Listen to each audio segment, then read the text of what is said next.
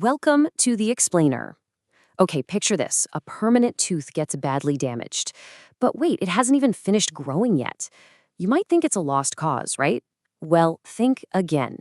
Today, we're diving into an incredible dental procedure that actually helps a young tooth save itself. So, this is the central question, isn't it? What on earth do you do when a permanent tooth, one that's supposed to last a lifetime, gets into serious trouble before it's even fully mature? How do you rescue a tooth that's still in the middle of growing up? All right, to really get how amazing the solution is, we first have to understand the problem. We need to see just how vulnerable an immature tooth really is. Here's a great way to think about it. A young tooth's root is kind of like the root of a little sapling. It just hasn't had the time to grow deep and thick yet.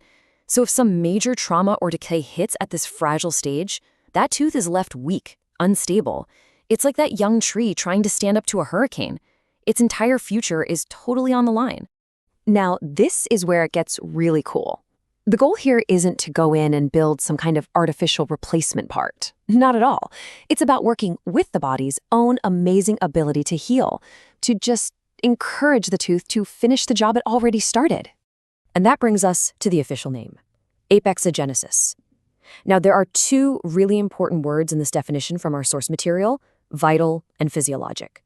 Vital means that the living tissue inside the tooth, the pulp, is still alive. It's hanging in there. And physiologic? That just means the whole point is to let the tooth continue its own natural growth, exactly the way nature intended. Okay, so how do they do it? Let's walk through how a dentist creates the perfect environment for the tooth to basically heal itself. It's a really precise and gentle process. So here's the play-by-play. First, the dentist creates a little opening and very gently removes only the injured, inflamed part of the pulp, leaving all the healthy tissue underneath. Next, after making sure the area is super clean and the bleeding is controlled, they do something crucial. They place a special healing agent. It's called calcium hydroxide, right on top of that healthy pulp. You can think of it as a little catalyst for healing. And finally, they seal the whole thing up with a protective filling. This creates a safe, sealed-off little world where the real magic can start. And here's something you really got to understand. The procedure itself, that's just the starting gun.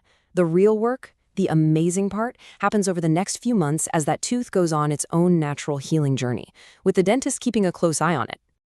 Yeah, this is definitely not a one-and-done kind of fix. As you can see from this timeline, patients come back for regular checkups. Our source material points out it's usually about every 3 months. This follow-up is absolutely essential to make sure everything is healing and growing just the way it's supposed to. So during these checkups, what are they actually looking for? Well, they're playing detective, looking for 3 key clues.